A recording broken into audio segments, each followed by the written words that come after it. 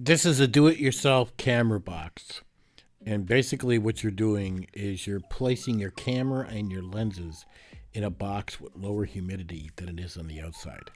If you place your cameras in a closet or you place them someplace where there's high moisture content, you're going to get mold on your lenses and basically you're going to wreck your equipment. That item you see in the corner is what's actually sucking the moisture out of the inside of that box.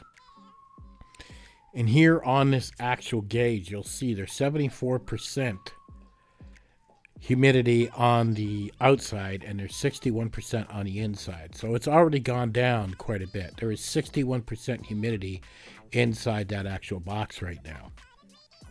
So I am maintaining the humidity less inside that box than I am on the outside. This is super affordable to build. You should all do this. The item that's in the corner is actually placed in gun cabinets or other places. And if you have a gun cabinet, you should buy one of those.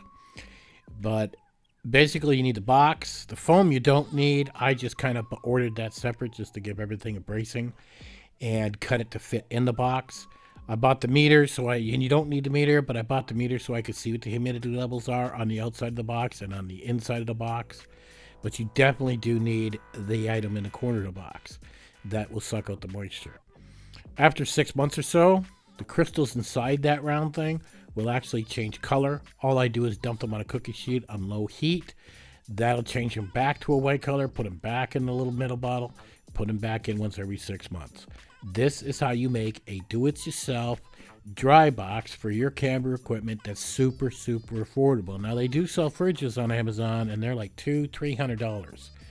This is, I guess you would say, a poor man's way of making a do-it-yourself box that will protect your camera equipment and your lenses if you're in an area with high moisture, like Florida or other places. Anyhow, I'll have the links in the bottom of everything you need. Super easy to do. Catch you guys on the next one.